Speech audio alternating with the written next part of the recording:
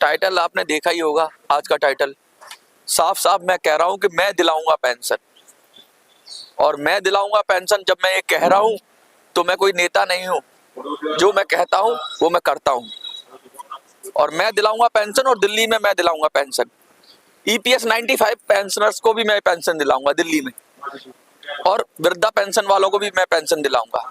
तो ये जो बात मैं कह रहा हूं 22 तारीख को, मैं ऐसा क्या करने वाला हूं कि भाई भूचाल मचेगा दिल्ली के अंदर। राजनीति, दिल्ली की राजनीति में भूचाल मचेगा।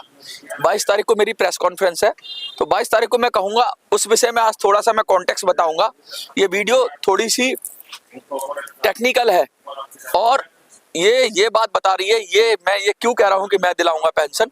मैं इसलिए कह रहा हूं कि मुझे अब रास्ता दिखने लगा है। मुझे सूरज उगता हुआ महसूस हो रहा है। मुझे आशा की किरण दिख रही है, और मेरे दिल में उमंग और उत्साह है। थोड़ी तबीयत नासाज है, लेकिन फिर भी मैं आपको वीडियो बना रहा हूँ। और ये वीडियो मैं आज बना रहा हूँ, इसके बाद मैं वीडियो 22 को ही लगभग बनाऊंगा। बीच में कोई घटना घटती है तो मैं आपको वीडियो दूंगा, अदरवाइज 22 तारीख को ही वीडियो आएगा। प्रेस कॉन्फ्रेंस जो मेरी होगी उसमें खुलासा होगा। ये वीडियो कई मायनों में महत्वपूर्ण है। इस वीडियो के अंदर हम अपनी रणनीति का एक संकेत आपको देंगे कि हम करने क्या वाले हैं इस वीडियो के अंदर। क्योंकि 22 तारीख को सडनली आप तैयार रहे, क्योंकि जो विस्फोट होने वाला है उससे बहुत सारी पार्टियों में उथल पुथल मचेगी। क्योंकि दिल्ली में बुजुर्गों की बात अब केजरीवाल भी करने लग गया है, लेकिन सब धोखा दे रहा है। हमें पता है कि वो कुछ नहीं करेगा, क्योंकि वो सिर्फ फॉर्म भरवाने के चक्कर में, और फॉर्म खेल रहे हैं, और फॉर्म भरवा के कूड़े के ढेर में फेंक दिए जाते हैं फॉर्म। तो सब पता है इन नेताओं की हमको हकीकत। मोदी की भी हमें हकीकत पता है कि किस तरह से मीटिंगें कर रहे हैं। बराबर ईपीएस 95 के पेंशनर्स के बारे में मीटिंगें चल रही हैं। ये सारी बातें मैं कर रहा हूं कि मैं दिलाऊंगा पेंशन। तो इसकी कहानी क्या है? क्या मैं भी हवाबाजी कर रहा हूं? क्या मैं भी आपको ऐसे ही भरमा रहा हूं? क्या मैं भी आपको उम्मीद दिखा के कर दूंगा? कभी मैंने आज तक ये नहीं कहा कि मैं दिलाऊंगा पेंशन। लेकिन आज मैं ये कह रहा हूं कि दिल्ली में जितने भी ईपीएस 95 पेंशनर्स हैं उनको भी, और जो वृद्धा पेंशन है उनका भी रास्ता मुझे नजर आने वाला लगा है। और कैसे पेंशन मिलेगी, और यही 1 महीने में मिल जाएगी। इलेक्शन जैसे ही कवर होगा ना, जो भी सरकार बनेगी वो ऐसे थाली में सजा के लाएगी पेंशन के लो पेंशन। सबसे पहला काम इलेक्शन के बाद अगर कोई होगा तो ये पेंशन का ही होगा। कल दिल्ली में जंतर मंतर पर, यहाँ जहाँ मैं खड़ा हुआ हूँ, एक धरना भी हुआ। उस धरने की भी एक पटकथा कहानी बताऊंगा कि किस तरीके से पेंशनर के नेता काम कर रहे हैं। उसमें भी एक खुलासा करूंगा किस तरीके से वो यहाँ पर कुछ गलत काम करके रफू चक्कर हो गए। वो भी बताऊंगा मैं आपको कि कल के आंदोलन में क्या गलत काम हुआ, किस तरह से पेंशनर के बड़े नेता ने जो कल यहाँ धरना प्रदर्शन किया उसमें क्या गड़बड़ की उसने, और किस तरह का गोलमाल किया, वो भी बताऊंगा। लेकिन वो बात की बात है। पहले लोग पूछ रहे हैं कि भाई कल के आंदोलन के विषय में, मनोज तुमने कल के आंदोलन के विषय में कुछ नहीं बताया, क्योंकि कल दिल्ली में आंदोलन था पेंशनर का। तो भाई कल मेरा कहीं काम था तो मैं उस आंदोलन को कवर नहीं कर पाया। लेकिन जब वो आंदोलन खत्म हुआ, जो धरना प्रदर्शन खत्म हुआ, तो मुझे एक जानकारी मिली, और उस जानकारी के जरिए मैंने देखा जंतर मंतर पे काफी असंतोष था।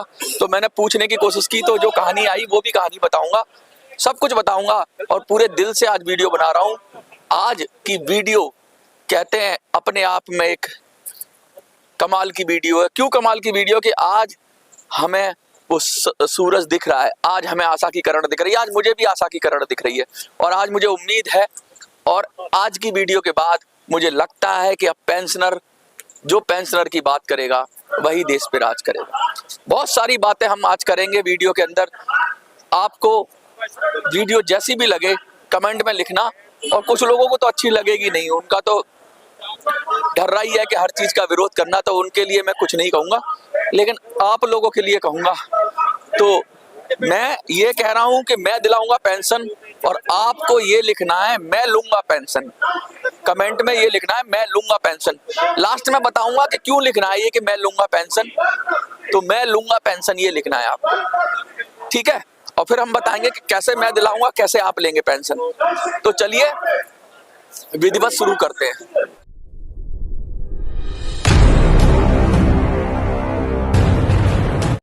सबसे पहले कल के आंदोलन की बात कर ले, क्योंकि कल के आंदोलन में क्या हुआ वो आपको पता होना चाहिए। कल एक EPS 95 का आंदोलन हुआ जंतर मंतर पर। बहुत सारे नेता आए, बहुत सारे संगठन के अपना उनका आंतरिक उन्होंने चंदा इकट्ठा किया। अच्छी बात है, लड़ाई लड़ने के लिए धन भी चाहिए। चंदा भी इकट्ठा किया, बहुत सारा काम किया। काम करने के बाद वो यहाँ से जब गए, जैसे ही वो गए, मुझे उसके बाद में जंतर मंतर पे आना हुआ, क्योंकि मेरा सुबह कहीं असाइनमेंट था, तो मैं वो काम के सिलसिले में वहां गया हुआ था। तो मुझे पता चला कि यहाँ पे 2-3 लोगों ने उन्होंने सुबह से बुक कर रखा था। उन EPS 95 के नेताओं ने 2-3 लोगों को यहाँ बुक करने का मतलब ये है कि भाई तो आप हमें काम करो, उस काम के बदले में हम आपको मेहनताना देंगे। तो 2 लोगों को यहाँ पर EPS 95 के नेताओं ने बुक किया, पूरे दिन उनसे काम कराया, और जब काम कराने के बाद जब पैसे देने की बारी आई तो उनको उल्टा सीधा बोलने लगे। तो ऐसे नेताओं से भला क्या उम्मीद की जा सकती है, जो उन मेहनतकश व्यक्ति का, मजदूर का जो वीडियो बना रहा है आपका, उसको उसका मेहनताना नहीं दे रहे हैं, और कह के लगा रहे हैं कि भाई इस एंगल से वीडियो शूट कर, इस व्यक्ति का वीडियो बना, उस व्यक्ति का वीडियो बना। सबका वो काम करवा रहा है, काम करवाने के बाद पैसे नहीं दे रहा है। तो उससे बदतमीज आदमी, उससे बड़ा आदमी मैंने कोई देखा नहीं। तो ये गलत है, ऐसा नहीं करना चाहिए। आप किसी को, या तो कोई अपनी मर्जी से बना रहा है तो ठीक है, लेकिन अगर आप किसी को कह के उससे काम करवा रहे हैं तो उसकी मेहनताना, उसको 5 घंटे, 3 घंटे, 4 घंटे जो भी आपने काम किया, उसका मेहनताना, उसका पसीना सूखने से पहले दे दो। अगर आप बेईमानी करते हो तो ये आपकी इमेज बड़ी खराब करता है। तो कल तो मेरी नजरों में तो वो लीडर की इमेज बड़ी खराब हो गई। मैं बड़ा अच्छा मानता था उनको, लेकिन उन्होंने जिस तरह की हरकत की यहाँ पर, जैसा मुझे सुनने में मिला, अभी मुझे उनका पक्ष नहीं पता, लेकिन यहाँ पर वो कुछ लोगों से उन्होंने काम कराया, और उनका काम कराने के बाद उसको पूरी तरीके से यूज किया। यूज करने के बाद उनके पैसे नहीं दिए, तो ये बहुत गलत किया उन्होंने। आपको क्या लगता है कि किसी से काम कराने के बाद अगर उसका पैसा बनता है, उसकी मजदूरी बनती है, उसका पसीना, मेहनत का पसीना बनता है, तो उसे देना चाहिए? मुझे तो लगता है देना चाहिए। अगर कोई अपनी मर्जी से कर रहा है तो बात अलग है, लेकिन अगर आपने बुक करके काम कराया है तो उसको उसका पैसा देना चाहिए। चलिए, ये कल के आंदोलन की बात छोड़ देते हैं। काफी पैसा भी इकट्ठा किया कल के आंदोलन में, तो वो अलग विषय है उनका। मैं तो यही कहूंगा कि पेंशनर के भले के लिए वो पैसा खर्च हो, लेकिन आपको क्या लगता है ये आप कमेंट में लिखिए। चलिए, इस आंदोलन से आगे निकलते हैं। हमें तो अपनी बात करनी है, ये तो छोटी सी बात है।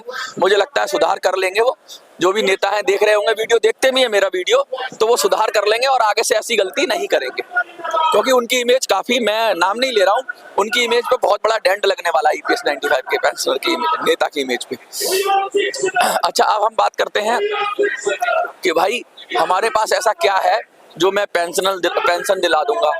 देखो, मैं 22 तारीख को एक बहुत बड़ा खुलासा करने वाला हूँ, तो उस खुलासा करने के लिए कि कुछ परतें हैं, तो उसमें से थोड़ा बहुत आज मैं बता देता हूँ, बाकी सारी चीजें तो नहीं बताऊंगा, थोड़ी बहुत चीजें बता देता हूँ।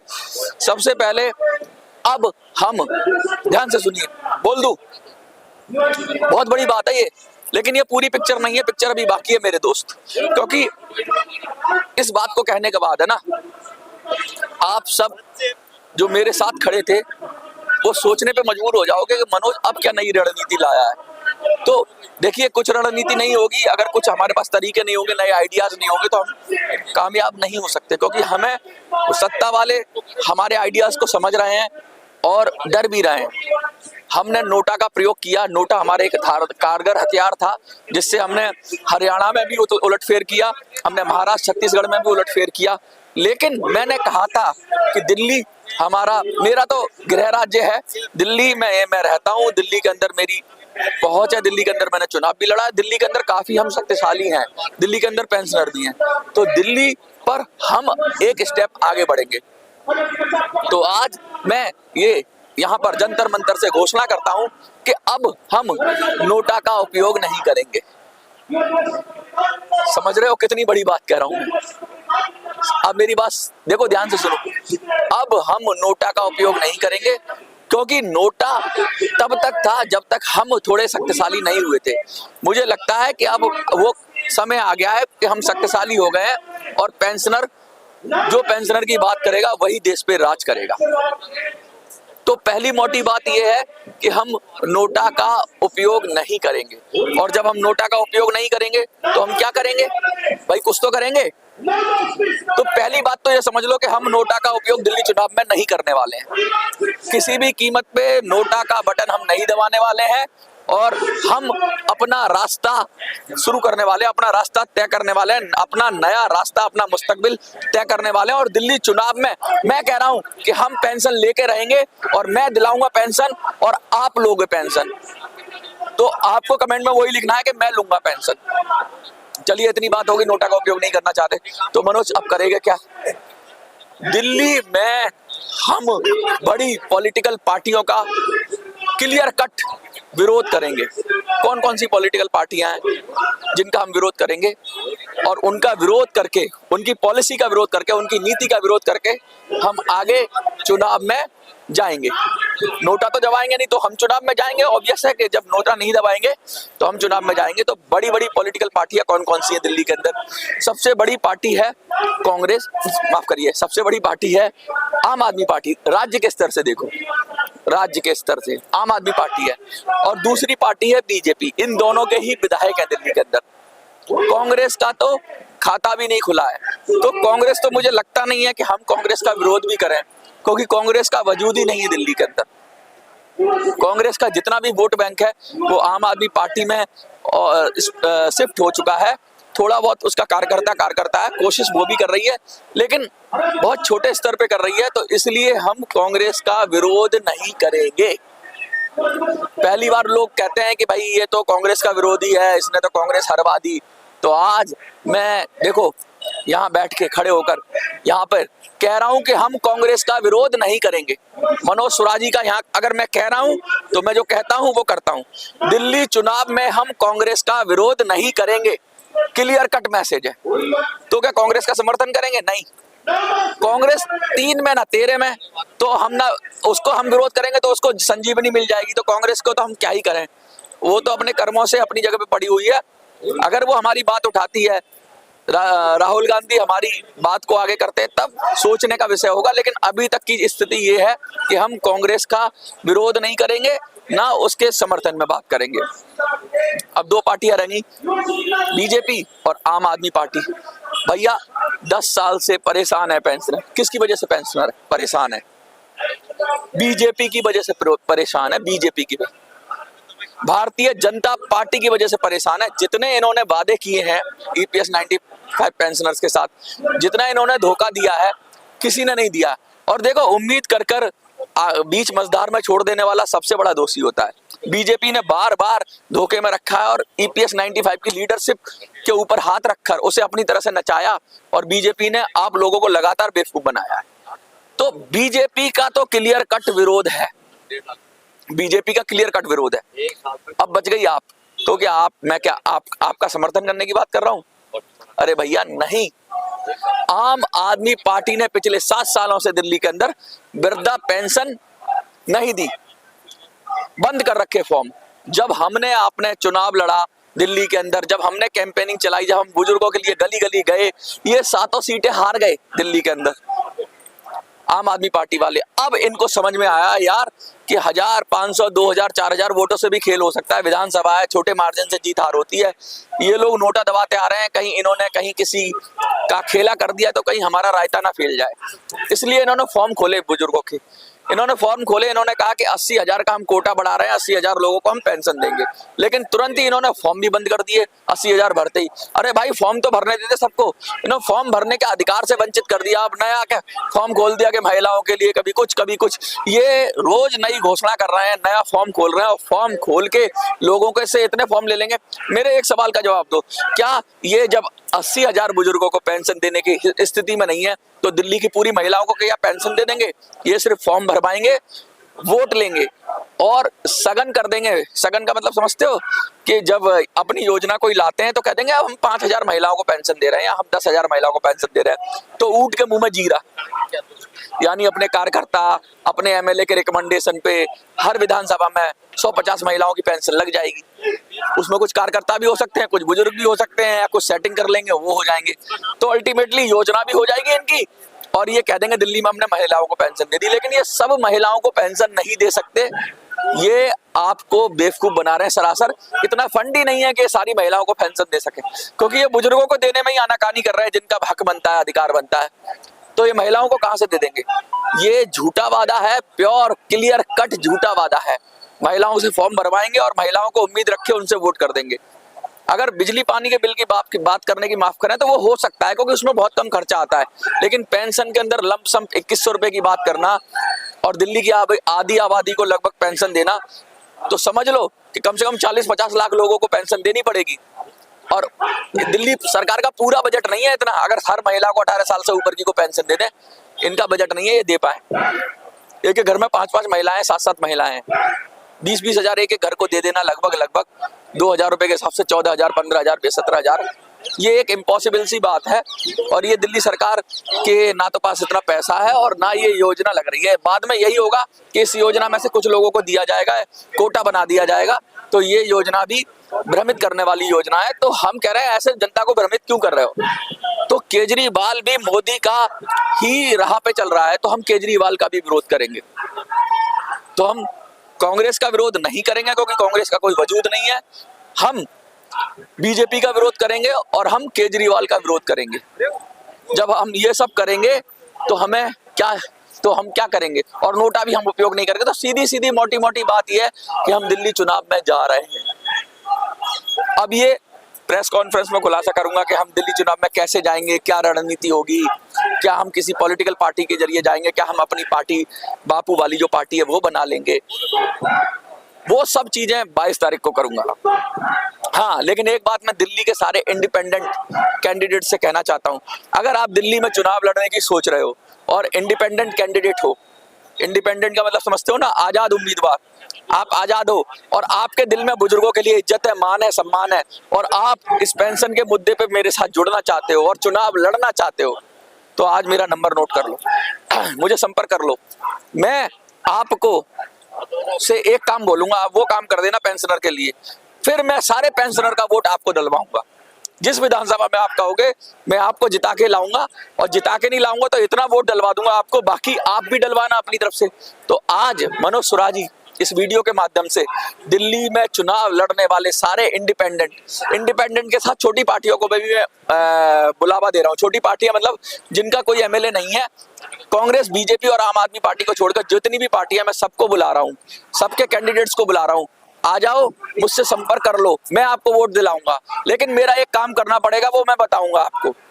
बुजुर्गों का काम करना पड़ेगा, वो मैं बताऊंगा आपको क्या करना पड़ेगा और कैसे आप बुजुर्गों का वोट ले सकते हो, कैसे आप EPS 95 के पेंशनर का वोट ले सकते हो। आप किसी छोटी पार्टी से कोई दिक्कत नहीं, आप MLA का चुनाव लड़ना चाहते हो, निर्दलीय हो, आओ, और जो पहले मेरे पास आ जाएगा उसी का मैं हाथ पकड़ लूंगा और उससे मैं एक काम करवाऊंगा। क्योंकि मैं एक विधानसभा में 4 लोगों को अपना बुजुर्गों का समर्थन नहीं दिला सकता, तो मुझे 70 आदमी चाहिए, 70 सेनापति चाहिए। मेरी नजर में कुछ लोगों ने मुझसे संपर्क किया, लेकिन आज मैं सबको ओपन प्लेटफॉर्म दे रहा हूं, आज सबको खुला आमंत्रण दे रहा हूं।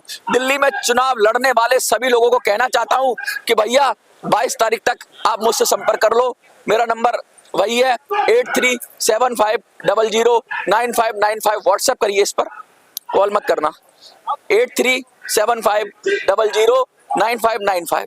यानी दिल्ली के जितने भी इंडिपेंडेंट लोग हैं, जिनके दिलों में बुजुर्गों के लिए सम्मान है और इस मुद्दे से जुड़े हुए हैं, अगर वो चुनाव लड़ना चाहते हैं तो मुझसे संपर्क कर लें। मेरी टीम बैठेगी, हम आपसे बात करेंगे, आपसी सहमति बनाएंगे और आपको दिल्ली में हम चुनाव लड़ाएंगे। कैसे लड़ाएंगे, हमारी एक कंडीशन होगी, अगर आप वो पूरी कर देंगे तो फिर हम आपको चुनाव लड़ाएंगे। आप कोई पॉलिटिकल पार्टी से हो, कोई बात नहीं, सिर्फ आम आदमी पार्टी से नहीं होने चाहिए, आप बीजेपी से नहीं होने चाहिए और कांग्रेस से नहीं होने चाहिए। 3 पार्टियों को छोड़ के आप किसी भी पार्टी से हो, हमें कोई मतलब नहीं है। आप हमारे बुजुर्गों की आवाज उठा रहे हो तो मनोज सुराजी आपके साथ है। आ जाओ, फटाफट आ जाओ। तो ये, और आप बुजुर्गों की नजर में कोई ऐसा आदमी है जो चुनाव लड़ना चाहता है, तो आप मुझे व्हाट्सएप पे उसकी डिटेल भेज देना, उसको मेरा नंबर भेज देना। नंबर है मेरा 8375009595। मैं ये कह रहा हूं कि हाँ, कॉल ना करें, व्हाट्सएप कर दें मुझे। मैं ये कह रहा हूं कि दिल्ली के अंदर मैं आपको पेंशन दिला के छोड़ूंगा। वृद्धा पेंशन की बात नहीं कर रहा मैं, ईपीएस 95 की पेंशनर की बात कर रहा हूँ, जो पूरे देश में 78 लाख से ज्यादा है। वो दिल्ली में रहने वाले जो लोग हैं, जो दिल्ली में रहने वाले ईपीएस 95 के पेंशनर है, वो कैसे दिलाऊंगा मैं 22 तारीख को खुलासा करूंगा। लेकिन मैं इस महीने के अंदर, मतलब 2 महीने के अंदर, चुनाव होने के तुरंत बाद दिल्ली के अंदर जब भी सरकार बनेगी, ईपीएस 95 पेंशनर्स को पेंशन दिलाऊंगा और वृद्धा पेंशन दिलाऊंगा, ये मैं कह रहा हूं। और आपको क्या करना है, आपको लिखना है कि मैं पेंशन लूंगा, क्योंकि मैं दिलाना चाहूं और आप ना लेना चाहो तो नहीं बनेगा। और आपको वही करना पड़ेगा जो हम तय करेंगे मिलकर। मैं बताऊंगा आपको क्या करना है। आज मैं आपकी शक्ति बताऊंगा आपको। अब मैं 22 तारीख को जो लोग खुलासा करूंगा उसमें आपको अपनी ताकत पता चलेगी कि आप कितने ताकतवर हो। ये पॉलिटिकल पार्टियां यूं उड़ जाएंगी आपके सामने। हनुमान जी की शक्ति बताई थी ना उड़ के, तो आज मैं पेंशनर की शक्ति बताऊंगा कि दिल्ली में कितने लाख हो तुम। जब एक छोटी सी घोषणा होती है तो 80,000 लोगों ने फॉर्म भर दिया 2 दिन के अंदर, तो क्या वोट नहीं कर पाएंगे ये लोग? ये करेंगे वोट। और ये जब करेंगे ना वोट, तो दिल्ली में कांग्रेस, बीजेपी, आप सबका पत्ता साफ।